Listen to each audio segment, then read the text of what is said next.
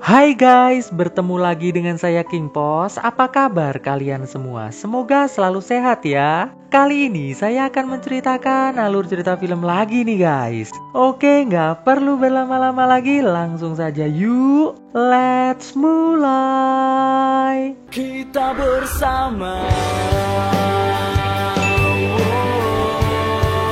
Di sebuah sekolah pada tahun 1984, terlihat 3 anak kecil yang sedang mengobrol sambil berjalan. Yang ini bernama Doni Burger, yang ini Anto, dan yang ini bernama Burhan. Tidak selang berapa lama terlihat seorang guru wanita yang sangat cantik bernama Mary.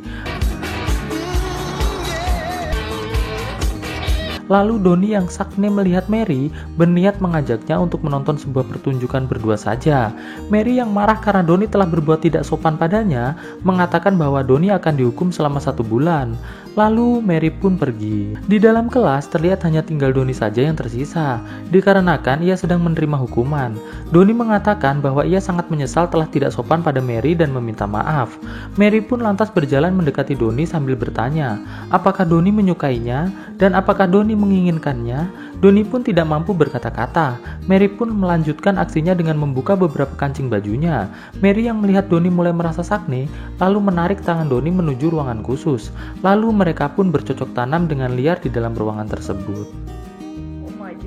Singkat cerita, sudah berbulan-bulan Doni dan Mary melakukan percocok tanaman bersama. Hingga pada suatu saat di hari kelulusan, ada salah satu siswa yang sedang berpidato di panggung, mendengar suara Mary yang sedang bercocok tanam. Lama-kelamaan seluruh hadirin di gedung tersebut pun mendengarnya, karena suara Mary semakin keras. Kepala sekolah yang penasaran pun menyuruh salah satu orang untuk membuka tirai di belakang panggung. Alhasil terlihatlah Mary dan Doni yang sedang bercocok tanam.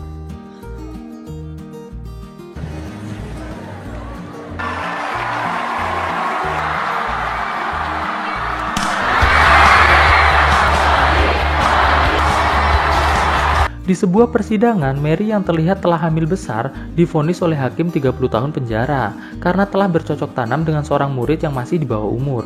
Untuk anak yang dikandung Mary, setelah nanti dilahirkan maka akan diberikan pada Doni dan keluarganya untuk dirawat. Dan Mary pun dibawa ke dalam penjara. Setelah persidangan, terlihat Doni mulai sangat terkenal dan mendapatkan banyak uang karena telah berhasil bercocok tanam dengan gurunya sendiri. Bahkan kisah Doni pun dibuat menjadi sebuah buku dan film, yang otomatis membuat Doni menjadi tambah kaya. Singkat cerita, Doni pun sudah terlihat dewasa. Ia terlihat mendatangi kantor pajak. Di sana, Mark menagih pajak Doni sebesar $43.000 dikarenakan sejak tahun 1994 ia tidak membayar pajak. Doni pun mengatakan bahwa ia kini sudah tidak memiliki uang karena ia sudah tidak lagi terkenal. Mark pun mengatakan apabila Doni tidak membayar selama 1 minggu ke depan, maka ia akan dihukum selama 3 tahun penjara. Doni menanyakan apakah ada solusi lain. Mark pun menyarankan agar Doni bertaruh pada seorang atlet lari yang sangat besar karena hadiahnya sebesar $160.000. Walau kemungkinan menangnya pun hanya 1:8.000. Karena tidak ada pilihan lain, Doni pun ikut dalam taruhan tersebut. Di sebuah kafe, Doni yang sedang pusing melihat sebuah koran. Di sana ia melihat anaknya yang bernama Han Solo Burger telah menjadi orang kaya raya dan akan segera menikah. Namun terlihat di koran tersebut, nama anaknya telah diganti menjadi Ted Peterson. Tidak cuma itu saja, di dalam koran tersebut mengatakan bahwa orang tua Ted Peterson telah tewas karena sebuah ledakan besar. Doni pun terlihat sangat kecewa melihat hal tersebut. Di tempat lain, terlihat Ted dan juga Jamie tunangannya mendatangi rumah yang akan digunakan untuk acara pesta pernikahan mereka. Di sana sudah ada bosnya Ted yang bernama Steve, dan ini adalah kedua orang tua Jamie. Saat mereka sedang mengobrol di sebuah ruangan, ibu dari Steve mengatakan bahwa ia adalah seorang mantan model yang sangat kaya. Tidak selang berapa lama, datanglah adik dari Jamie yang merupakan seorang tentara bernama Chad. Di sana, terlihat Chad sangat tidak menyukai Ted, dengan sedikit mengintimidasi Ted. Doni yang masih pusing bagaimana cara mendapatkan uang agar ia tidak dipenjara, mencoba menemui salah satu presenter reality show yang dulu sangat sering meliputnya saat ia masih terkenal. Presenter tersebut bernama Benny. Di sana ia mengatakan pada Benny agar Benny mau memberinya program acara di TV agar ia bisa mendapatkan uang. Namun Benny mengatakan bahwa ia akan memberikan uang sebesar $60.000 jika Doni bisa membawa anaknya untuk bertemu ibunya di penjara. Karena hal itu pasti bisa menaikkan rating acara reality show miliknya. Doni pun lantas menyetujuinya. Singkat cerita, Doni akhirnya memberanikan diri pergi ke rumah Ted. Di sana ia disambut oleh Jamie. Doni mengatakan pada Jamie bahwa ia adalah sahabat dari Ted. Jamie pun mempersilahkan Ted untuk masuk. Ted yang sedang makan bersama seluruh keluarga Jamie terkejut melihat Doni ada di rumahnya. Ted pun dengan sangat panik langsung memperkenalkan Doni sebagai sahabat yang sudah lama tidak bertemu. Terlihat di sini semua orang menyukai Doni. Doni lantas bercerita bahwa ia menjadi sahabat terbaik dari Ted sejak ia menyelamatkan Ted dari sebuah kereta api yang akan menabrak Ted. Ted pun dengan sangat terpaksa mengiyakan cerita Doni tersebut. Saat Ted akan mengusir Doni secara halus, seluruh keluarga Jamie malah justru meminta Doni untuk tinggal sementara di rumah tersebut, dan Ted pun terpaksa mengantar Doni ke kamarnya. Di dalam kamar, Ted mengutarakan kekecewaannya pada Doni. Ia mengatakan bahwa Doni sebagai ayah tidaklah bertanggung jawab. Doni selalu melakukan hal yang aneh pada Ted sewaktu ia masih kecil, seperti membuat tato di punggungnya, memberi makan Ted hanya dengan permen, yang menyebabkan kini Ted mengidap penyakit diabetes. Doni pun juga tidak pernah mengajari Ted mengendarai sepeda, sehingga sampai dewasa Ted tidak bisa mengendarai sepeda. Dan semua alasan itulah yang membuat Ted pergi meninggalkan rumah. Lalu Doni mengatakan pada Ted bahwa tujuan ia menemui Ted adalah karena ibunya sedang sakit parah di penjara. Doni hanya ingin membawa Ted ke penjara untuk menemui ibunya sebelum ibunya meninggal. Ted pun mengatakan bahwa ia tidak mempercayai perkataan Doni. Malam harinya Doni masuk ke kamar Ted. Ted yang baru selesai mandi bertanya apa yang Doni inginkan. Doni yang melihat tato di punggung Ted mulai mengejek Ted dikarenakan kini gambarnya menjadi sangat jelek. Ted yang terlihat jengkel malah digelitikin oleh Doni layaknya seorang ayah dan anak. Mereka pun saling gelitikan. Namun tiba-tiba Ted datang. Ted yang melihat posisi Doni dan Ted seperti ini bertanya apakah mereka mau. Ted pun berkata bahwa mereka sedang melakukan gulat sebagai seorang pria. Mendengar hal tersebut, Ted pun lantas menantang Ted untuk bergulat. Ted yang sudah terpojok dan merasa kesakitan pun lantas dibantu oleh Doni dengan memukul kepala Ted menggunakan botol. Alhasil Ted pun pingsan. Saat mau tidur, Jamie membawakan Ted sebuah buku karya dari Doni. Di sana tertulis, "Ayah sangat menyayangimu, Han. Tolong pulanglah." Setelah membaca kalimat tersebut, terlihat Ted mulai terharu dan hampir menangis. Di ruangan lain, terlihat Doni sedang akan colalai santuy. Ia mencari bahan untuk membantunya dalam colalai santuinya. Namun di sana, ia hanya menemukan foto dari ibunya Steve yang bernama Dora. Karena tidak ada pilihan lain, ia pun akhirnya menggunakan foto tersebut untuk bahan colalainya.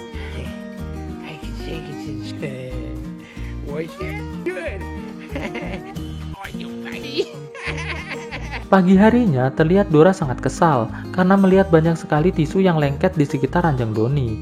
Ia pun lantas mengambilnya satu persatu. Tidak selang berapa lama, Ted datang dan menyuruh Dora untuk keluar kamar, lalu membiarkan Ted untuk membersihkan kamar tersebut. Selesai membersihkan, Ted mengatakan pada Doni agar ia bersiap-siap untuk ke gereja karena pernikahannya akan segera dimulai. Di gereja, saat Bapak Pendeta akan mulai menikahkan Ted dengan Jamie, ia bertanya pada Ted, di mana orang tua Ted? Ted pun menjawab bahwa orang tuanya telah meninggal dan ia tidak peduli tentang hal itu. Bapak Pendeta yang mendengar jawaban dari Ted lantas mendekat pada Ted lalu memberikan nasihat agar ia tidak mengatakan hal buruk di dalam gereja. Ted yang kesal karena dinasihati lantas menghina pendeta tersebut dengan mengatakan bahwa mulut pendeta tersebut tidak enak dihirup. Bapak Pendeta yang terlihat kesal lantas mengajak Ted ke belakang gereja lalu memukulnya dan pertarungan pun terjadi.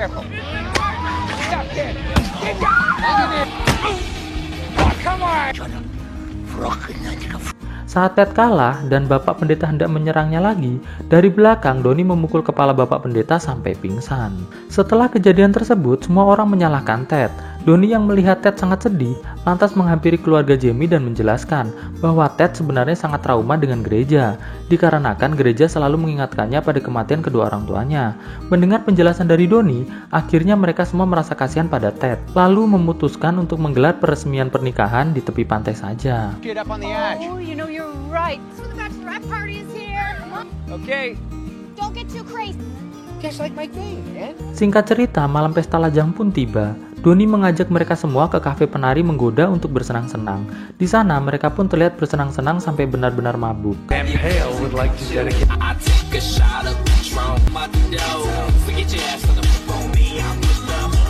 Setelah acara selesai, semua teman-teman Ted pulang. Lalu Doni memberikan anting dari ibu Ted untuk Ted pakai dan mengajak Ted jalan-jalan untuk menemui teman-teman Doni. Lalu lanjut bersenang-senang di tempat lain.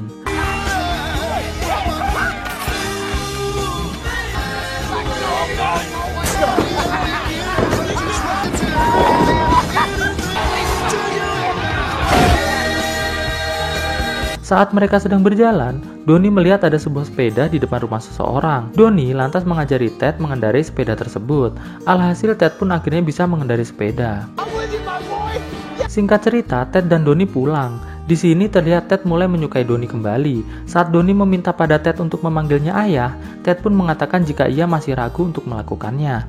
Donnie pun mengatakan bahwa ia sangat menyayangi Ted, dan mereka pun berpelukan. Sesampainya di kamar, Donnie terlihat akan melakukan colalai santuy lagi dengan menggunakan foto Dora. Namun saat Donnie sudah siap melakukannya, tiba-tiba Dora muncul dan menawarkan diri untuk bercocok tanam bersama Donnie. Donnie pun akhirnya bercocok tanam liar bersama Dora malam itu. Di kamar Ted, terlihat Ted yang juga sangat sakne karena tidak pernah diberi cocok tanam oleh Jamie, lantas melakukan colalai santuy menggunakan gaun pernikahan milik Jamie. Pagi harinya, terlihat Jamie sangat marah dikarenakan gaunnya telah kotor. Jamie pun melihat ada sedikit lendir di salah satu bagian gaunnya. Saat Jamie mencium dan menjilat lendir tersebut, alangkah murkanya Jamie karena mengetahui ternyata lendir tersebut adalah lendir asli milik Ted. Jamie pun lantas menyuruh Ted untuk membersihkannya sebelum acara pernikahan mereka dimulai. Singkat cerita, Ted yang sedang mengantar gaun Jamie ke laundry pun menelpon Donnie. Ia mengatakan bahwa ia sedang menuju ke penjara untuk menemui ibunya. Donnie yang panik karena telah berbohong dengan mengatakan bahwa ibunya sakit, lantas segera menyusul ke penjara. Sesampainya di penjara, Donnie mencoba mengajak Ted untuk pulang. Namun Ted menolaknya. Tidak selang berapa lama, akhirnya Mary pun datang.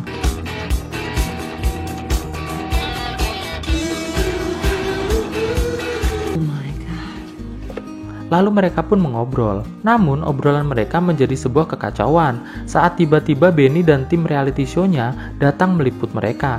Ted dan Donnie pun sangat terkejut dengan kedatangan mereka. Donnie merasa bahwa ia sama sekali tidak menghubungi Benny dan krunya. Namun Ted yang akhirnya mengetahui bahwa Donnie pernah bekerja sama dengan Benny demi mendapatkan uang, langsung marah besar dan meninggalkan tempat tersebut dengan mengatakan bahwa ia sangat membenci ayahnya dan ia ingin ayahnya segera pergi dari rumahnya. Lalu Donnie langsung berusaha mengejar Ted, namun sayang, mobilnya justru mogok. Alhasil Donnie tidak jadi mengejar Ted. Malam harinya, setelah menghadiri sebuah pesta, Ted dan Jamie menuju ke mobil untuk pulang. Namun di sana, Jamie mengatakan bahwa ia ingin pulang bersama Chad saja. Chad pun mengatakan bahwa ada sebuah tradisi di keluarganya, yaitu malam sebelum pernikahan, mempelai wanita dan mempelai pria dilarang saling bersama dalam satu rumah. Lalu Chad dan Jamie pun pergi. Di sebuah tong sampah, Donnie dan Rick sedang mengobrol. Di sana, Rick mengatakan pada Donnie agar Donnie segera mengejar Jamie. Donnie harus bisa merayu Jamie agar Jamie mau membujuk Ted agar memaafkan dirinya. Donnie pun bertanya, bagaimana caranya Donnie bisa merayu Jamie. Rick pun mengatakan, bawalah es krim ke hotel tempat Jamie menginap, karena seorang wanita pasti tidak akan menolak es krim. Singkat cerita, Donnie membawa 2 buah es krim menuju ke hotel tempat Jamie menginap, lalu menanyakan di mana kamar Jamie. Petugas hotel tersebut pun menunjukkannya. Lalu Donnie berjalan menuju kamar Jamie. Namun saat Donnie ingin mengetuk pintu, tiba-tiba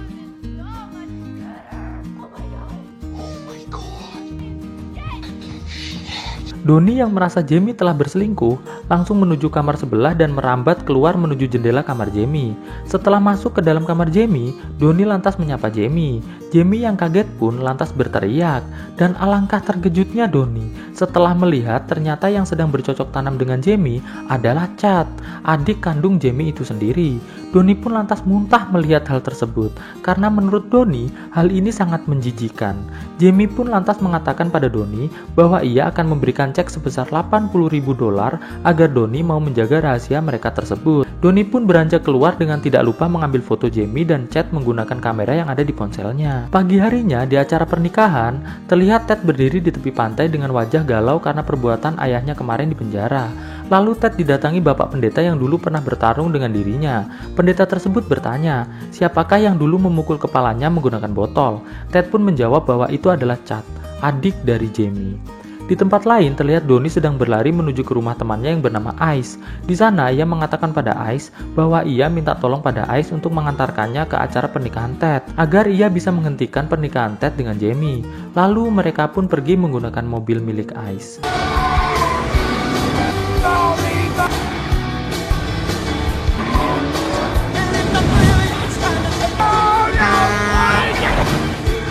Di tengah perjalanan, Donnie dan Ice terkena macet. Ice pun lantas menyarankan untuk mereka berlari saja menuju ke tempat pernikahan Ted, dan mereka pun akhirnya berlari. Singkat cerita, saat bapak pendeta bertanya pada Ted apakah Ted menerima Jamie untuk menjadi istrinya, tiba-tiba Donnie berteriak bahwa ia tidak setuju dengan pernikahan tersebut.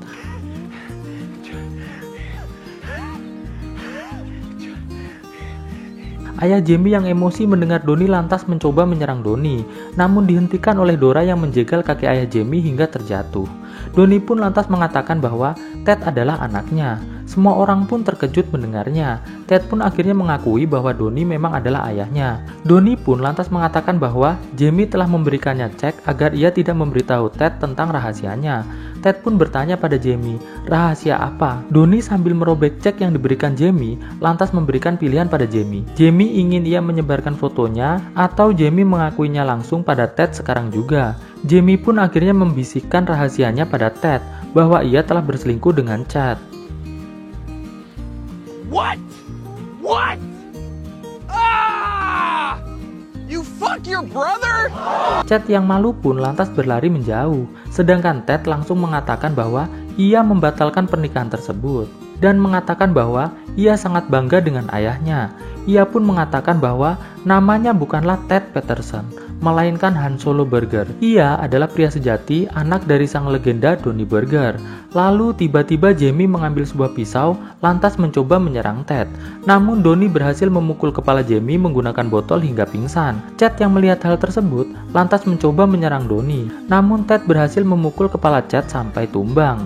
Saat Ted berdiri kembali, bapak pendeta yang masih dendam dengan Chad, lantas memukul kepala Chad sampai pingsan.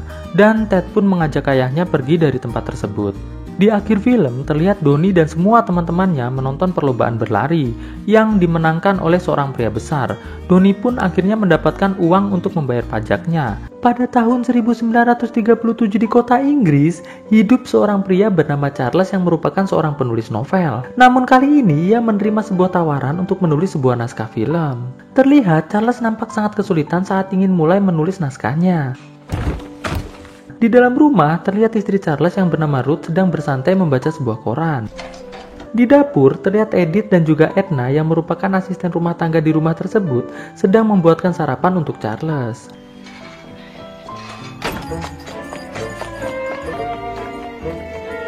Saat Edith mengantarkan sarapan kepada Charles, terlihat Charles yang sangat stres karena tidak bisa menulis naskah, meminta Edith untuk membawa kembali sarapan tersebut ke dapur. Siang harinya, saat Ruth dan tukang kebunnya yang bernama Howard sedang membicarakan tentang kompetisi keindahan taman rumah yang Ruth ikuti, tiba-tiba Charles yang sudah sangat frustasi, melempar mesin ketiknya keluar jendela dan berhasil membuat patung di taman tersebut hancur. Di dalam ruang kerjanya, terlihat Charles sedang memandangi foto dirinya saat bersama istri pertamanya yang telah meninggal bernama Elvira. Sambil memandangi foto tersebut, Charles mengatakan, jika Elvira masih hidup, pasti ia bisa menyelesaikan naskah tersebut dengan sangat cepat. Sore harinya, Charles berbicara pada dokter pribadi sekaligus sahabatnya bernama George. Charles mengatakan kalau akhir-akhir ini, ia merasa sangat stres, sampai-sampai cacingnya tidak mampu untuk mengeras saat ia ingin bercocok tanam bersama istrinya. Mendengar hal tersebut, George lantas memberikan sebuah obat yang bisa membuat Charles berenergi dan mampu cekicrot dengan gaya freestyle. Terlihat Charles sangat senang mendapatkan obat tersebut. Suatu malam, Charles bersama Ruth dan juga George bersama istrinya menghadiri sebuah pertunjukan dari seorang dukun yang bernama Arkati.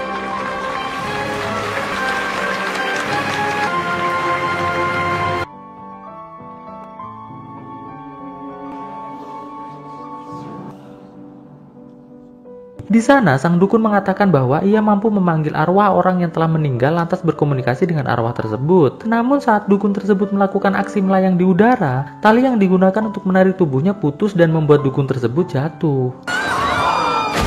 Melihat hal tersebut, semua penonton lantas mengejek Arkati sebagai dukun palsu.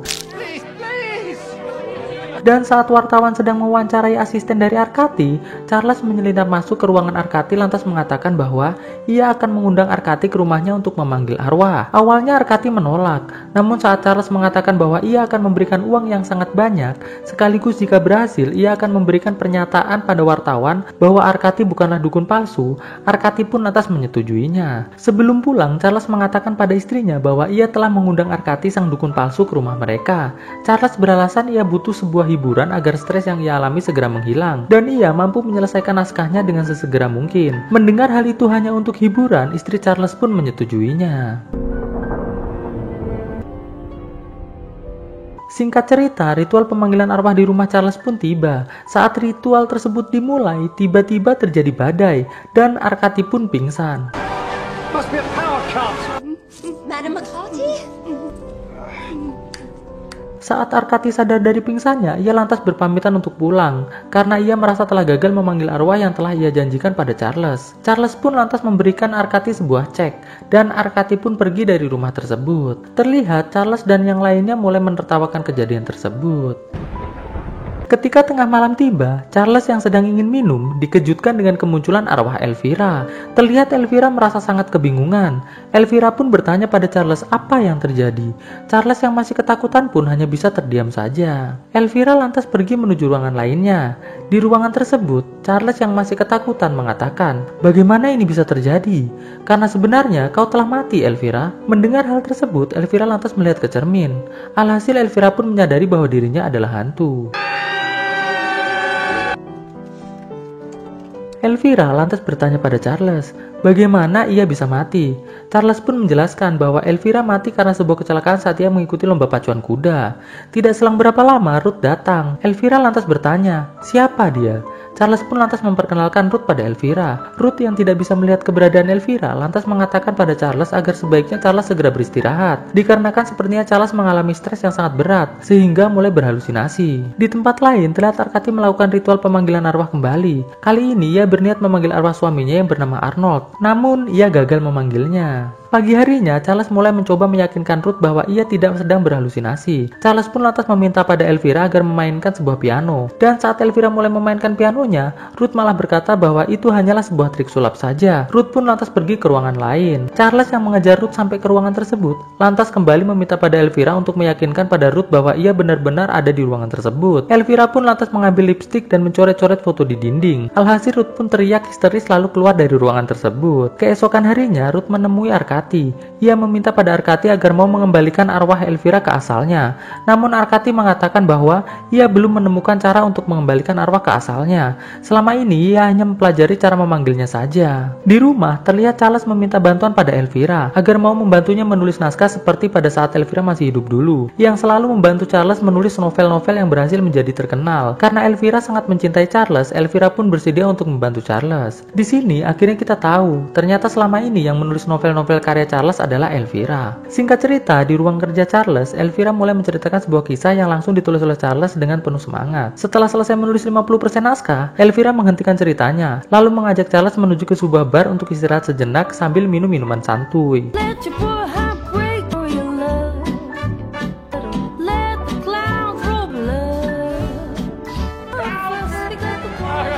Pagi harinya, Ruth yang sedang sedih melihat Charles pulang dengan mobil. Namun Charles duduk di kursi penumpang.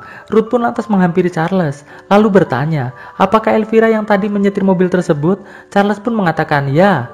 Ruth lantas ke arah kemudi lalu mengatakan bahwa ia bersama dengan Arkady akan segera mengembalikan Elvira ke asalnya, dikarenakan ia tidak ingin Charles menduakan cintanya dengan sosok hantu yang tidak berguna. Lalu Ruth pun kembali masuk ke dalam rumah. Charles yang melihat Ruth sangat kecewa dengan dirinya, lantas mencoba kembali merayu Ruth dengan kalimat-kalimat gombalan ala pria Luknat. Alhasil, amarah Ruth pun mereda dan berubah menjadi keinginan untuk bercocok tanam dengan gaya freestyle. Mereka pun akhirnya mulai bercocok tanam. Di tempat lain, Arkady yang sedang tertidur mulai diganggu oleh Elvira. Elvira mencoba memperingati Arkady agar tidak ikut campur dengan urusannya.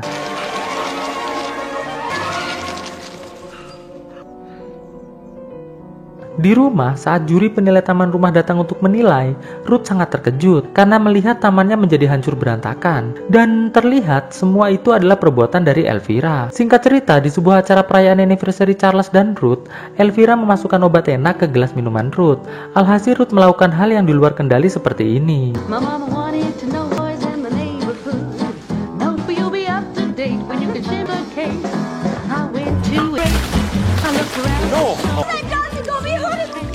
Daddy's looking. I didn't know. Daddy! You're going to join me. Setelah pesta selesai, Ruth pun mengajak Charles ke kamar untuk melakukan bercocok tanaman terlihat dengan menggunakan gaya freestyle. Namun tidak lama berselang, Elvira datang. Alhasil mereka pun melakukan bercocok tanaman bertiga hingga pagi menjelang. Pagi harinya, Elvira mulai kembali bercerita, dan Charles menulis cerita tersebut dengan sangat bersemangat. Setelah lebih dari 6 jam menulis, akhirnya Charles pun telah berhasil menyelesaikan naskahnya, dan kembali bercocok tanam bersama Elvira di bawah pohon yang rindang. Setelah selesai, Elvira mengatakan pada Charles bahwa ia sangat ingin kembali bersama Charles seperti dahulu. Namun Charles mengatakan bahwa itu tidak mungkin, dikarenakan kini dunia mereka sudah berbeda. Elvira pun lantas mengatakan, itu semua bisa saja terjadi jika Charles mau ikut dengan Elvira menuju ke alam lain. Atau dengan kata lain, Charles harus bersedia mati terlebih dahulu. Mendengar hal tersebut, Charles lantas berjalan meninggalkan Elvira sendirian. Di rumah, Charles melihat ada piring pecah, lantas berniat membersihkannya. Tapi tiba-tiba Ruth datang sambil berteriak, "Awas!" Elvira lantas mendorong lemari dari atas rumah berniat membunuh Charles. Namun beruntung, Charles berhasil menghindari lemari tersebut. Di dalam kamar mandi, Ruth yang sedang mengobati luka Charles berkata bahwa Charles kini sedang dalam bahaya. Ruth merasa bahwa saat ini Elvira sedang sangat ingin membunuh Charles. Mendengar hal tersebut, Charles terlihat mulai cemas. Di tempat lain, terlihat Tarkati sedang mencari bahan-bahan untuk membuat sebuah ramuan. Lalu malam harinya ia mulai memasak ramuan tersebut. Pagi harinya di rumah Charles, Ruth mendapatkan telepon dari Arkati. Arkati mengatakan bahwa ia telah berhasil membuat sebuah ramuan yang mampu mengembalikan arwah Elvira menuju ke alam akhirat. Mendengar hal tersebut, Ruth pun lantas bergegas menuju ke rumah Arkati untuk menjemputnya. Namun di tengah jalan, Ruth yang menyadari bahwa rem mobilnya blong, langsung terjatuh ke laut. Alhasil ia pun akhirnya meninggal dunia. Di acara pemakaman Ruth, Elvira mengatakan pada Charles bahwa ia tidak sengaja membunuh Ruth. Ia memotong rem mobil Charles bertujuan agar Charles yang tewas dalam kecelakaan. Mendengar hal tersebut, Charles pun mengamuk dan mengejar Elvira sambil membawa palu besar.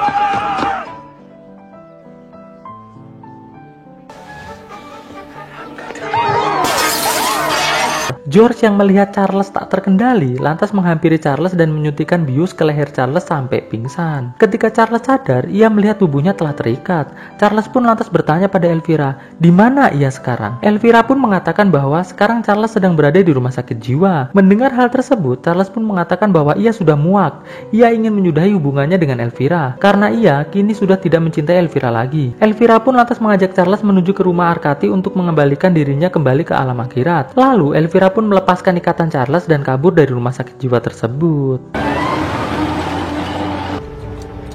Sesampainya di rumah Arkati, Charles langsung mengatakan keinginannya, dan Arkati pun menyetujuinya. Malam harinya, saat Arkati sedang melakukan ritual pengembalian arwah Elvira ke akhirat, ia malah justru salah ramuan dan mantra, yang menyebabkan arwah Ruth malah justru terpanggil datang. Ruth yang tidak terima ia meninggal, lantas mulai berdebat dengan Elvira dan juga Charles. Charles yang pusing pun lantas keluar dari tempat ritual.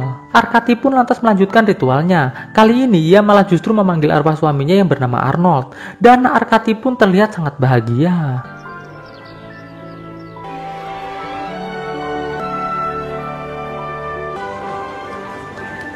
Di sebuah tempat syuting, Charles ditemui oleh seseorang yang mengatakan bahwa semua karya Charles adalah duplikat dari novel karya seseorang yang berasal dari Meksiko. Tidak selang berapa lama Elvira pun muncul. Elvira mengatakan bahwa ia memang telah menjiplak karya orang lain demi untuk menyenangkan hati Charles yang sebenarnya tidak memiliki bakat menulis. Charles yang malu pun lantas keluar dari ruangan syuting menuju ke jalanan.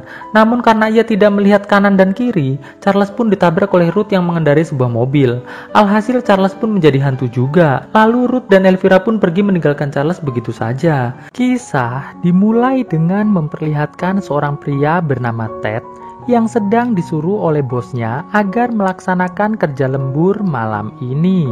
Di tempat lain, terlihat kekasih Ted yang bernama Sam sedang mempersiapkan barang-barang karena esok pagi ia dan Ted akan berlibur di sebuah rumah danau milik orang tua Ted. Di sini, Sam tanpa sengaja menemukan sebuah cincin milik Ted. Sam yang yakin bahwa Ted akan melamarnya saat liburan, nampak sangat bahagia. Esok harinya, saat mereka berdua sedang dalam perjalanan menuju ke rumah danau, Sam mengatakan pada Ted bahwa nanti sesampainya di lokasi, ia akan segera memberikan olahraga cocok tanam pada Ted dengan gaya yang berbeda dari biasanya. Mendengar hal itu, Ted pun semakin bersemangat.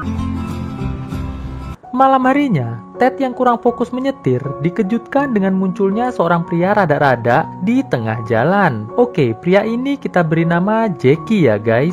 Setelah sedikit cengengesan, Jackie pun langsung segera masuk ke dalam hutan.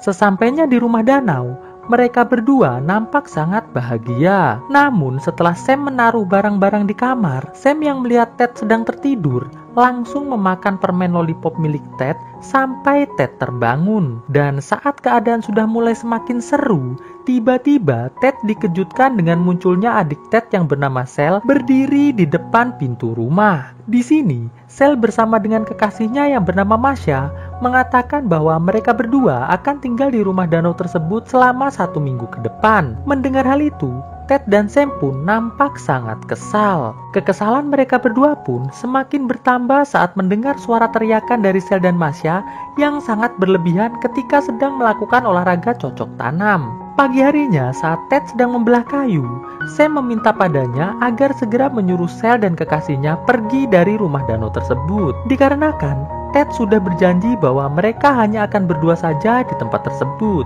Ted pun mencoba memberikan pengertian pada Sam agar membiarkan Sel tetap berada di rumah tersebut. Namun hal tersebut sia-sia, dikarenakan Sam tetap ingin Sel segera pergi dari tempat itu. Waktu sarapan pun tiba. Di sini, Sam kembali memberikan kode keras agar Ted segera mengusir adiknya dari rumah. Dikarenakan minggu ini merupakan giliran Ted dan Sam untuk menikmati rumah danau tersebut. Namun, Ted yang kasihan pada adiknya tak sampai hati untuk mengatakannya.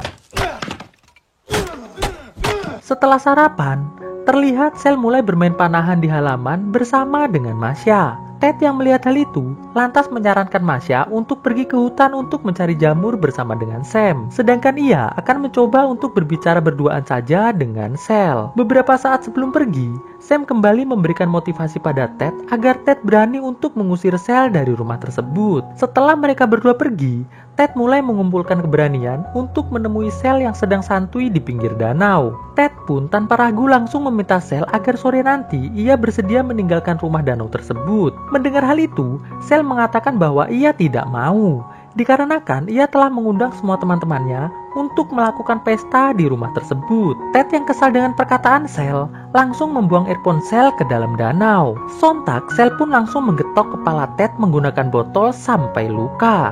Singkat cerita, saat Ted sedang mengobati lukanya, tiba-tiba Sel kembali marah-marah meminta agar Ted mengganti earphone-nya. Namun, walaupun Ted sudah mengatakan bahwa ia akan menggantinya, Sel yang masih kesal terus saja mengganggu Ted. Alhasil, pertarungan pun terjadi. Ted yang lepas kendali karena Sel terus saja menyerangnya, akhirnya membalas dengan mengayunkan kapak ke arah Sel sampai tewas. Sadar ia telah membuat Sel tewas, Ted pun nampak mulai panik.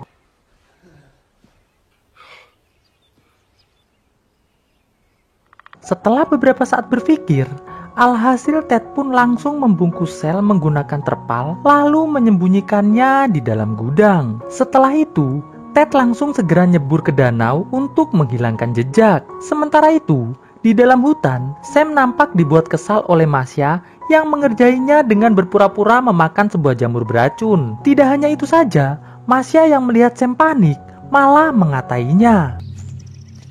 Sesampainya Sam dan Masha di rumah, Masha langsung bertanya pada Ted tentang keberadaan Sel. Di sini, Ted mengatakan bahwa Sel sedang jalan-jalan ke hutan untuk latihan panahan. Masha pun langsung segera masuk ke dalam rumah, sedangkan Sam langsung dibawa oleh Ted menuju ke belakang rumah. Di sini, Ted mengatakan pada Sam bahwa ia tidak sengaja telah menghabisi Sel. Mendengar hal itu, bukannya panik, Sam malah justru terlihat senang sembari mengatakan bahwa Ted sudah melakukan hal yang benar. Sam pun lantas bertanya, di manakah Ted menyembunyikan Sel? Ted mengatakan bahwa ia menaruh Sel di dalam gudang. Lalu Sam yang melihat Ted masih panik, mulai menenangkan Ted dengan mengatakan bahwa dengan Ted telah menghabisi Sel, itu berarti semua harta warisan milik keluarga Ted otomatis akan jatuh ke tangan mereka berdua. Mendengar hal itu, Ted malah justru ingin menyerahkan diri kepada polisi, dikarenakan ia merasa semakin bersalah. Namun setelah Sam mengatakan bahwa semua ini demi kebahagiaan anak-anak mereka kelak, alhasil Ted pun menuruti keinginan Sam untuk tidak melibatkan polisi atas semua yang telah terjadi di tempat itu. Setelah Ted tenang,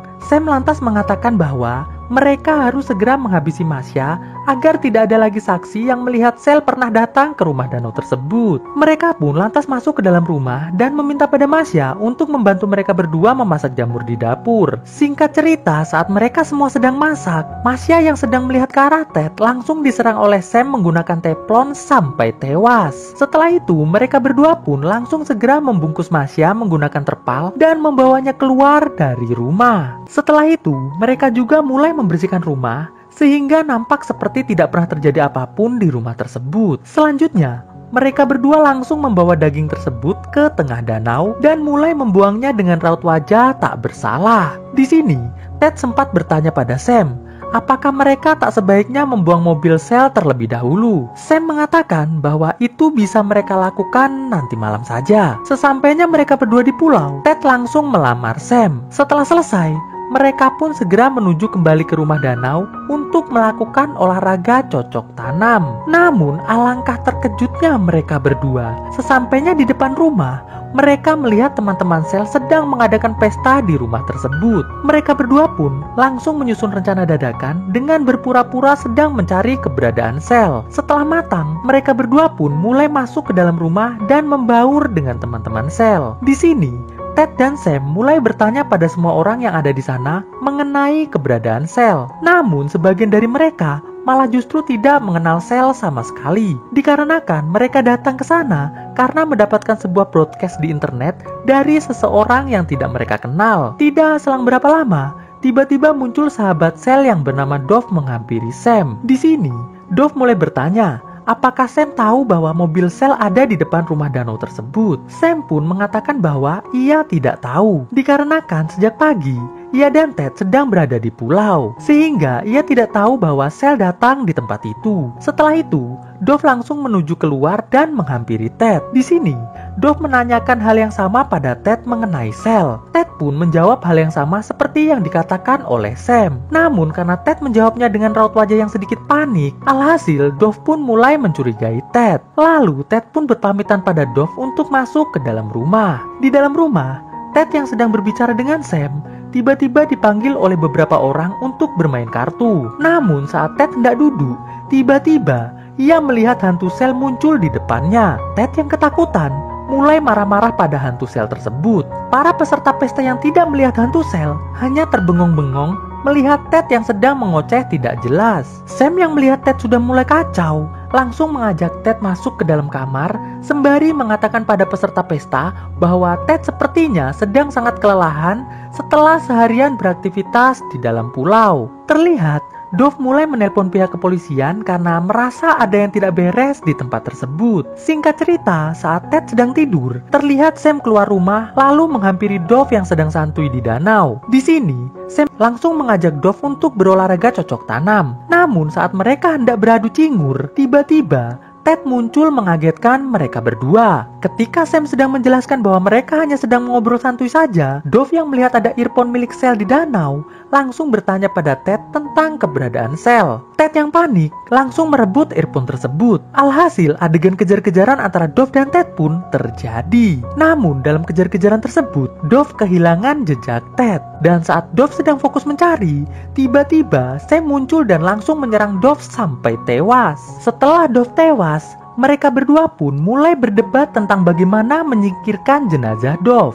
Setelah beberapa saat berdebat, alhasil mereka pun memutuskan untuk mengubur Dove di tengah hutan saja. Setelah selesai, mereka berdua pun segera kembali masuk ke dalam rumah. Namun tidak selang berapa lama, datang seorang polisi wanita yang mengatakan bahwa ia mendapatkan laporan dari Dove ada seorang pria bernama Sel telah menghilang. Setelah beberapa saat bertanya-tanya pada Ted dan Sam, para polisi, tim SAR dan juga peserta pesta mulai mencari Sel ke dalam hutan. Sampai pada akhirnya, ada seekor pelacak yang berhasil menemukan darah Sel di dekat rumah. Polisi pun mulai kembali menanyai Sam dan Ted di tempat yang berbeda. Tidak selang berapa lama, kedua orang tua Ted yang mendapatkan kabar bahwa Sel telah tewas datang menemui Ted yang baru selesai ditanya-tanya oleh polisi. Malam harinya, terlihat Sam mulai tidur berjalan menuju ke arah ibu Ted yang sedang tertidur. Lalu tanpa sadar, Sam mengatakan bahwa tangannya telah berlumuran dosa atas tewasnya Sel dan juga Masha. Ibu Ted yang mendengar hal itu nampak sangat terkejut dan kebingungan.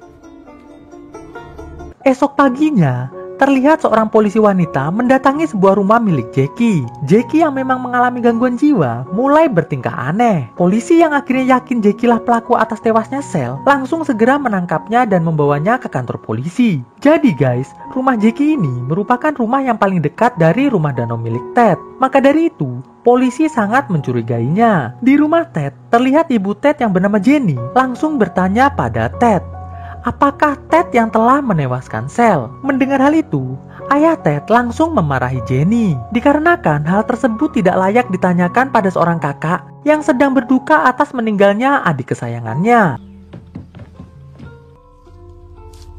Siang harinya, terlihat Ted nampak sangat sedih karena melihat ayah dan ibunya sedang bertengkar di pinggir danau akibat kelakuannya. Tidak selang berapa lama, Ted mendapatkan telepon dari polisi yang mengatakan bahwa polisi telah berhasil menangkap pelaku atas tewasnya Sel. Mendengar hal itu, Ted yang merasa sangat menyesal atas perbuatannya mengatakan pada Sam bahwa ia akan segera menyerahkan diri pada polisi. Sam pun sontak mencoba menghentikannya, namun hal itu sia-sia. Ted tetap saja bergerak menuju ke kantor polisi. Alhasil, aksi kejar-kejaran antara Ted dan Sam pun terjadi.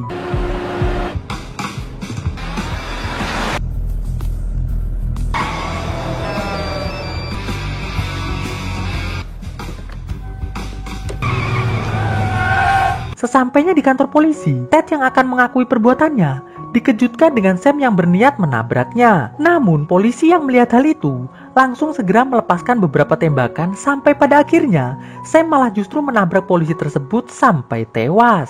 Ted pun langsung menghampiri Sam yang sudah sangat lemas. Namun sebelum tewas, Sam sempat memberikan satu kali headshotan pada Ted sampai tumbang. Lalu Sam pun tewas. 1 tahun kemudian, terlihat ayah Ted sedang mengajak Ted yang ternyata masih hidup berjalan-jalan di tepi danau. Terlihat karena headshotan dari Sam, Ted mengalami amnesia yang sangat parah. Dan sedikit info bahwa setelah kejadian tersebut, ibu Ted telah menceraikan ayah Ted. Kisah dimulai dengan memperlihatkan seorang remaja bernama Rob yang sedang berolahraga cocok tanam bersama seorang gadis cantik bernama Jenny. Namun saat Rob cekicrot, ia langsung terbangun dari tidurnya dengan celana yang sudah basah. Ibunya yang melihat hal tersebut dengan sedikit malu mengatakan pada Rob agar Rob segera menaruh spray dan celananya yang telah basah ke dekat mesin cuci. Saat Rob hendak berangkat ke sekolah, ia bertemu dengan ayahnya di ruang sarapan. Di sini, ayah Rob mengatakan pada Rob agar Rob serius saat wawancara penerimaan mahasiswa baru Universitas Georgetown di sekolahnya. Namun Rob malah mengatakan bahwa wawancara tersebut tidaklah penting untuk dirinya. Ayah Rob yang mendengar hal tersebut lantas memberikan sebuah bandana pada Rob, sembari mengatakan bahwa ia sangat berharap Rob bisa masuk ke Universitas Georgetown, dikarenakan itu merupakan impian dari ayahnya. Mendengar hal tersebut, Rob pun mengatakan, "Baiklah ya," dan Rob pun berangkat menuju ke sekolah. Di tengah perjalanan, Rob bertemu dengan Lisa dan teman-temannya. Namun di sini, Rob hanya dicuekin saja. Dan tidak selang berapa lama, terlihat teman Rob yang bernama Stanley muncul dari rumah Lisa. Stanley pun lantas bercerita pada Rob bahwa ia baru saja selesai bercocok tanam bersama Lisa. Mendengar hal tersebut, Rob pun hanya terdiam saja, dan mereka pun segera berangkat ke sekolah. Sesampainya di sekolah, Rob mengatakan pada Stanley bahwa malam ini ia ada janji dengan Gabriella untuk menonton acara TV di rumah Gabriella. Tidak selang berapa lama, muncullah Gabriella bersama Arthur menghampiri mereka. Lalu tiba-tiba, salah satu guru yang bernama Hughes menghampiri Arthur sembari berkata bahwa ia membutuhkan jawaban atas soal yang ia tidak pahami. Dengan wajah menyebalkan, Arthur pun mengatakan bahwa ia ingin Pak Hughes segera membayarnya terlebih dahulu, baru ia akan menyelesaikan soal yang tidak mampu Pak Hughes selesaikan. Pak Hughes yang terlihat kesal pun lantas mengajak Arthur menuju ke tempat lain untuk membayarnya. Jadi, pada intinya, Arthur ini digambarkan sebagai siswa paling jenius di sekolah tersebut, bahkan jauh lebih pintar dari para guru sekalipun. Setelah Arthur pergi, Stanley berpamitan untuk buang air kecil, sedangkan Gabriella dan Rob berjalan menuju ke kelas sembari mengobrol-ngobrol santuy. Sesampainya mereka di lorong sekolah, tiba-tiba muncul Stanley bersama dengan beberapa atlet voli yang langsung menyemprotkan air ke arah celana Rob, lalu segera pergi dari tempat tersebut. Rob yang menyadari kalau ternyata air yang disemprotkan ke celananya adalah air seni, mulai terlihat sedih. Gabriella yang sedang sangat terburu-buru karena ada ujian, langsung menyuruh Stanley agar Stanley segera menuju ke ruang barang temuan untuk mencarikan Rob celana. Mendengar hal tersebut, Stanley pun segera bergegas menuju ruang barang temuan. Sedangkan Gabriella langsung masuk ke dalam kelas. Singkat cerita, Stanley pun datang dengan membawakan celana pendek untuk digunakan Rob saat wawancara nanti. Rob yang melihat hal tersebut nampak mulai sedih lagi. Tidak selang berapa lama, seorang wanita bernama Angela menghampiri Rob dan Stanley.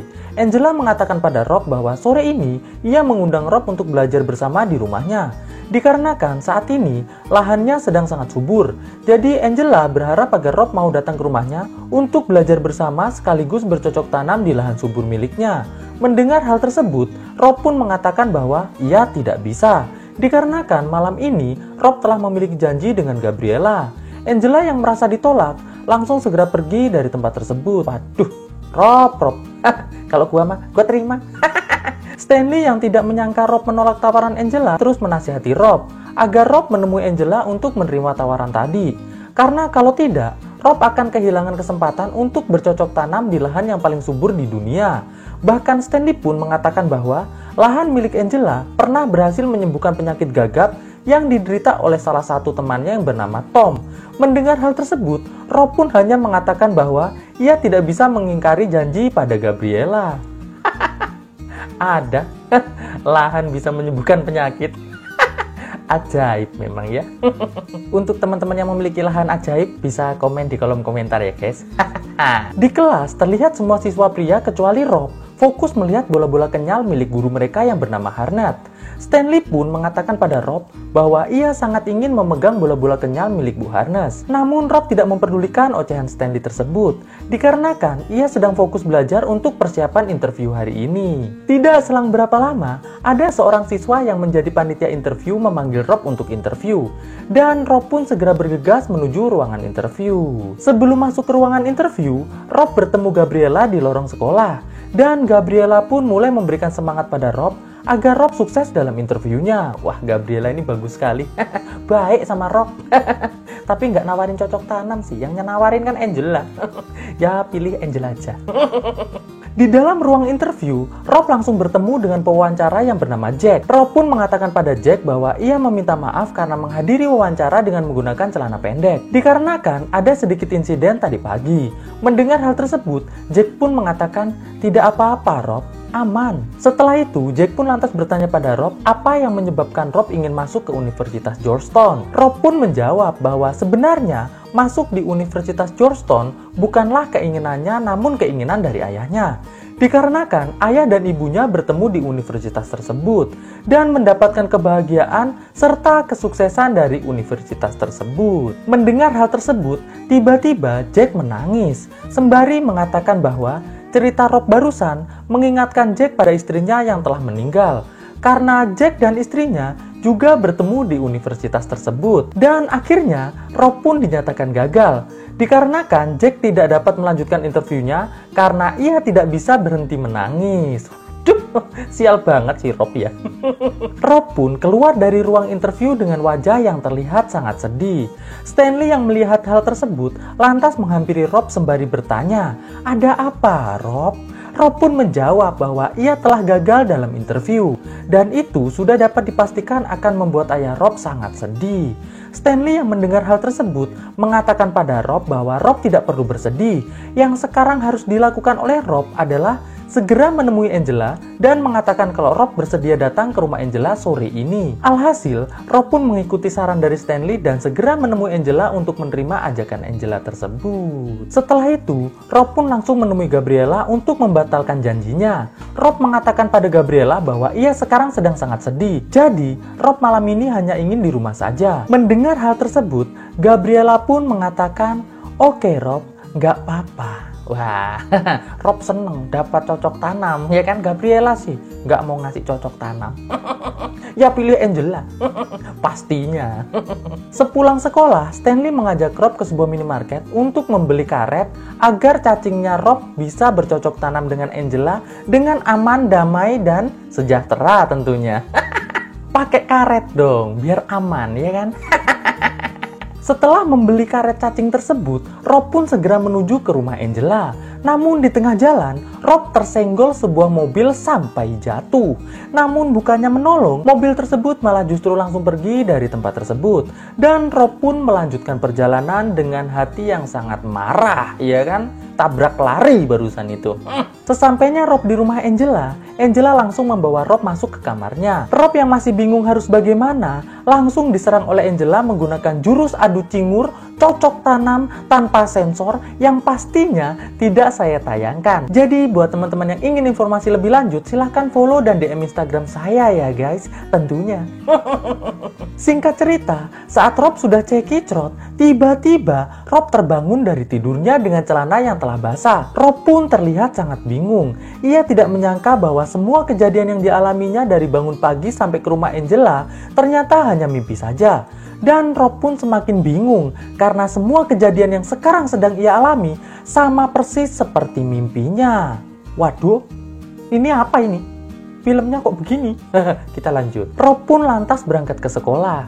Dan ternyata benar, kejadian ia bertemu dengan Stanley yang menceritakan pengalamannya saat bercocok tanam bersama Lisa pun terlihat sama persis seperti yang terjadi di mimpinya. Bukan hanya itu saja, bahkan kejadian ia disemprot air seni, interview, sampai menerima ajakan Angela pun sama persis dengan yang terjadi di mimpinya. Alhasil, Rob yang mulai sangat ketakutan berlari menuju ke ruang kesehatan sekolah untuk memeriksakan keadaannya. Namun setelah diperiksa, dokter pun mengatakan pada Rob bahwa Rob baik-baik saja. Mendengar hal tersebut, Rob pun lantas pergi dari tempat tersebut. Sore harinya, saat Stanley dan Rob sedang membeli karet cacing untuk Rob, tiba-tiba Rob mendapatkan SMS dari Gabriella. Rob yang menyadari bahwa ia lupa membatalkan janjinya pada Gabriella, lantas meminta solusi pada Stanley. Stanley pun mengatakan bahwa Rob harus mengabaikan Gabriella, dikarenakan saat ini Angela lah yang jauh lebih penting dan lebih endes dari apapun yang ada di dunia ini. Setuju saya dengan Stanley ya toh? Gabriella sih nggak mau ngasih cocok tanam. Alhasil, Rob pun langsung berangkat menuju ke rumah Angela. Di pertengahan perjalanan, kejadian Rob disenggol mobil yang langsung kabur pun terjadi kembali. Sesampainya di rumah Angela, Rob pun langsung diberi serangan yang sama persis seperti mimpinya. Alhasil, Rob pun kembali cekicrot. Dan Rob pun kembali terbangun dari tidurnya. Dan kejadian tersebut terus berulang dan berakhir di rumah Angela. Wow! Gua sih mau kalau kejadiannya kayak gitu ngulang-ngulang tapi berakhir di Angela yang sangat cocok tanamable. Jadi pada intinya ketika Rob mengalami cekicrot, maka ia akan langsung mengalami pengulangan hari. Setelah beberapa kali Rob mengalami hal yang sama terus, akhirnya kali ini Rob yang baru bangun segera menuju ke rumah Lisa tanpa menemui ayahnya terlebih dahulu. Di rumah Lisa, Stanley yang masih berbaring di ranjang terkejut dengan datangnya Rob yang masuk lewat jendela. Lisa pun bertanya pada Rob, mengapa Rob masuk ke dalam kamarnya. Rob pun mulai menceritakan semua kejadian yang telah ia alami pada Stanley dan juga Lisa. Namun Stanley yang mendengar cerita dari Rob bukannya memberi solusi, namun malah meminta pada Lisa agar Lisa mau bercocok tanam bertiga bersama Rob juga. Mendengar hal tersebut, Lisa pun sontak menolaknya. Waduh, Stanley ini teman yang baik, sebenarnya pengertian ya. Ngasih cocok tanam ya, walaupun cuma satu ya, bagi-bagi. Aduh, parah betul Stanley ini. Namun sebelum Lisa berangkat ke sekolah, ia mengatakan pada Stanley, "Stanley, keluar." Alhasil Stanley pun tiba-tiba cekicrot. Lalu Lisa pun mengatakan pada Rob, "Kau juga Rob, silahkan keluar." Dan Rob pun juga ikut cekicrot. Alhasil Rob pun kembali terbangun dari tidurnya, coy.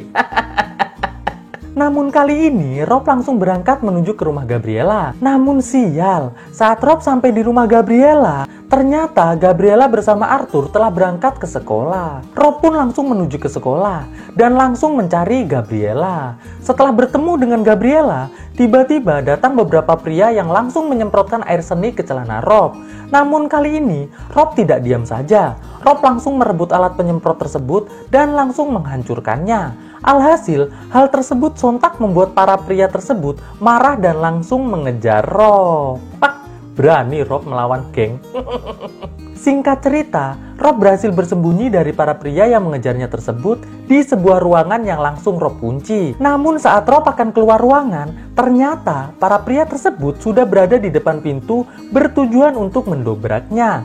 Alhasil, Rob pun dengan sangat ketakutan langsung melakukan colalai santuy agar bisa kembali mengulang hari. Alhasil, saat pria tersebut berhasil mendobrak pintu, Rob pun telah berhasil cekicrot dan kembali terbangun dari tidurnya. Dan Rob pun langsung berangkat ke sekolah lagi. Sesampainya di sekolah, Stanley dan Gabriela yang melihat Rob terus tersenyum senang mulai sangat khawatir dengan Rob. Saat Stanley mengatakan pada Gabriela bahwa Rob sudah gila, Rob pun mengatakan bahwa ia tidak gila. Hanya saja hari ini ia merasa bisa melakukan apa saja semaunya tanpa harus memikirkan resikonya. Mendengar hal tersebut, Gabriela dan Stanley pun langsung bergegas menuju ke kelas. Sedangkan Rob malah mengendarai mobil-mobilan golf di lorong sekolah. Salah satu siswa yang bertugas sebagai panitia interview yang melihat Rob mengendarai mobil golf langsung menghentikannya. Namun saat siswa tersebut mau mencatat nama Rob agar Rob dihukum, Rob yang melihat ada seorang siswi yang akan membolos langsung memanggilnya dan menyuruh siswi tersebut untuk beradu cingur dengan siswa petugas keamanan tersebut. Dan demi tidak dihukum, siswi tersebut pun akhirnya melakukannya. Tidak selang berapa lama, Gabriela datang. Rob pun lantas mengajak Gabriela menuju ke dalam bus untuk berbicara. Di dalam bus, Rob pun bertanya pada Gabriela, sejak kapankah mereka berdua berteman?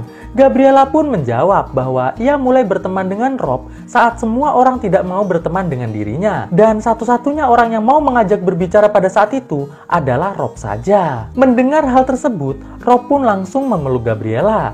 Terlihat Gabriela dan Rob merasa sangat bahagia. Waduh, Rob ini akal-akalan aja pengen peluk Gabriela. Biar kena bola-bola. Setelah itu, Rob pun mengatakan pada Gabriela bahwa hari ini ia akan melakukan hal-hal yang dari dulu ia ingin lakukan, namun ia tidak berani melakukannya. Waduh, apalagi nih?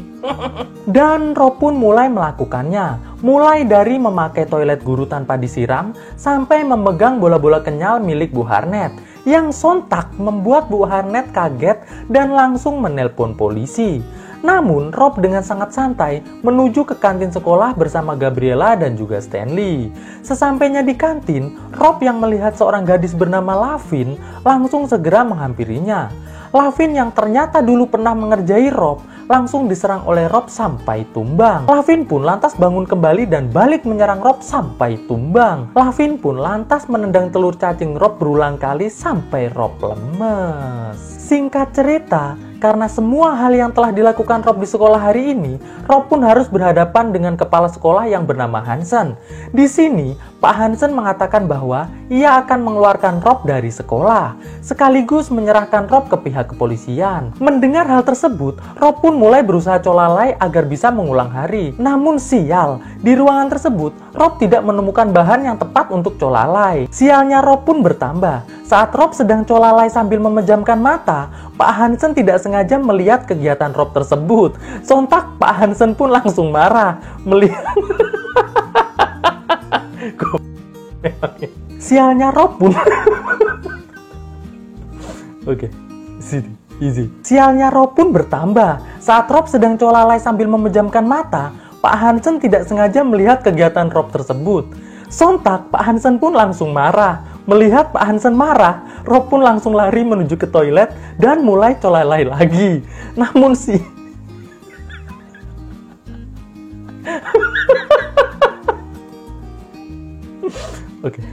Namun sial, cacing Rob yang telah ditendang oleh Lavin memutuskan untuk tidak mau beraksi ya. Jadi cacingnya ngambek gitu lah guys ceritanya ya. Karena habis ditendangin sama Lavin dia ngambek gitu aja ceritanya. Jadi nggak mau beraksi ya kan. Nggak mau bereaksi. Ini lucu banget guys soalnya pas dia colalai santuy dilihat sama Pak Hansen. Pak Hansennya kaget. Rob yang sudah sangat putus asa lantas keluar dari toilet untuk menerima nasibnya. Namun sial, Lavin yang melihat Rob keluar dari toilet langsung menendang telur cacing Rob lagi. Tapi kali ini Rob malah justru ia cekicrot yang membuat ia kembali terbangun dari tidurnya dan otomatis mengulang hari lagi. Setelah terbangun dari tidurnya lagi, Rob terlihat sangat tidak bersemangat. Ia pun menjalani semua kejadian yang terulang dengan sangat lemes. Malam harinya, Rob pun bertamu ke rumah Gabriela. Di sana, Rob menceritakan semua yang telah ia alami pada Gabriela. Namun, Gabriela yang mendengar cerita dari Rob tersebut tidak mampu untuk mempercayainya. Namun, Gabriela menyarankan agar Rob meminta bantuan pada Arthur. Karena Arthur adalah anak yang paling jenius di muka bumi. Jadi, Gabriela berharap Arthur bisa mendapatkan solusi untuk Rob gitu. Sesampainya di rumah Arthur, nenek Arthur yang mengalami gangguan jiwa langsung mulai menyerang Rob. Alhasil kekacauan pun terjadi. Ibu Arthur yang mencoba menolong Rob malah justru tidak sengaja menyentuh cacing Rob yang membuat Rob cekicrot. Alhasil Rob pun kembali harus mengulang hari. Kali ini, Rob pun langsung menemui Arthur di sekolah. Rob yang merasa ia telah disihir oleh Arthur, langsung bertanya pada Arthur apa yang telah Arthur si bocah jenius lakukan padanya. Mendengar hal tersebut, Arthur pun langsung berlari menjauh dari Rob. Dan Rob pun langsung mengejarnya. Pak Hages yang melihat Rob sedang mencari Arthur, lantas mengatakan bahwa Arthur sedang berada di dalam toilet. Pak Hages pun meminta pada Rob agar Rob mau menghajar Arthur dengan sangat liar. Mendengar hal tersebut, Rob pun langsung masuk ke dalam toilet. Di dalam toilet, Rob pun langsung menyerang Arthur. Namun saat Arthur menangis sembari mengatakan bahwa ia tidak tahu apa-apa tentang semua yang dialami Rob, Rob pun lantas melepaskannya. Setelah itu, Rob langsung menemui Stanley dan juga Gabriela, lalu mengajak mereka berdua menuju ke kelas Angela. Sesampainya di kelas Angela, Rob langsung mengatakan pada Angela bahwa sore ini ia ingin bercocok tanam bersama Angela sampai pagi menjelang. Gabriela yang mendengar hal tersebut merasa sangat kecewa dengan Rob. Alhasil Gabriela pun langsung pergi meninggalkan tempat tersebut. Sore harinya, Rob pun datang ke rumah Angela. Dan mereka pun langsung melakukan adegan pembuka cocok tanam. Namun saat Angela sudah sangat bersemangat, tiba-tiba Rob menghentikan adegan tersebut dan langsung mengatakan bahwa ia kini sudah sangat tidak tertarik dengan Angela. Karena Angela tidak lebih dari wanita penyedia jasa cocok tanam yang ada di pinggir jalan. Mendengar hal tersebut, Angela pun langsung mengusir Rob dari rumahnya. Saat Rob keluar dari rumah Angela, terlihat ayah Rob sudah berada di tempat tersebut. Ayah Rob mengatakan bahwa ia akan membawa Rob bertemu dengan temannya yang bernama Jack, agar Rob bisa diterima di Universitas Georgetown. Sesampainya di sebuah kafe, ayah Rob yang melihat Jack sangat sedih, langsung menghampirinya. Di sini, Jack mengatakan pada ayah Rob bahwa ayah Rob tidak boleh memaksa Rob untuk masuk ke universitas yang Rob tidak inginkan. Karena kesuksesan dan kebahagiaan setiap orang memiliki jalan dan cara yang berbeda. Mendengar hal tersebut, ayah Rob pun memberikan kebebasan pada Rob untuk menentukan takdirnya sendiri. Setelah itu, Rob pun mengatakan pada ayahnya bahwa ia akan segera pergi ke rumah Gabriela untuk meminta maaf. Alhasil, ayah Rob dan Jack pun langsung mengantar Rob menuju ke rumah Gabriela. Sesampainya di rumah Gabriela, Rob pun dibantu ayahnya masuk ke kamar Gabriela melalui jendela kamar. Setelah Rob masuk ke kamar, Rob pun langsung meminta maaf pada Gabriela. Namun Gabriela yang masih kecewa menolak permintaan maaf Rob tersebut. Rob pun langsung mencoba menceritakan apa yang sebenarnya terjadi. Mendengar hal tersebut, Gabriela pun lantas mengatakan bahwa ia akan membantu Rob cekicrot agar Rob bisa mengulangi hari kembali. Namun saat Gabriela memegang cacing milik Rob, tiba-tiba ayah Gabriela muncul. Ayah Gabriela yang melihat hal tersebut sontak langsung marah. Namun saat Rob mengatakan kata-kata mutiara yang menyentuh hati tentang perasaannya pada Gabriela, akhirnya membuat ayah Gabriela terharu dan menyetujui hubungan mereka. Setelah ayah Gabriela pergi, Gabriela dan Rob pun langsung melakukan cocok tanam sampai cekicrot. Dan alangkah terkejutnya Rob, ternyata ia tidak kembali mengulang hari. Rob pun lantas mengatakan pada Gabriela bahwa ia tidak kembali mengulang hari. Mungkin dikarenakan ia telah berhasil memilih keputusan yang tepat di hari ini. Mendengar hal tersebut, Gabriela pun menjadi bersemangat untuk bercocok tanam kembali. Gitu dong Gabriela, ya kan? Kasih cocok tanam, akhirnya Rob juga seneng sama Anda gitu ya. Gak boleh guys ya, tidak boleh memberikan cocok tanam. Oke guys, dan film pun akhirnya selesai. Melangkah bersama. Cahayamu terangi jalanku menujumu, inginkan kembali seperti dahulu, menyatukan rindu hanya untukmu. Terasa begitu dalamku, rasakan cintamu padaku sesempurna dirimu.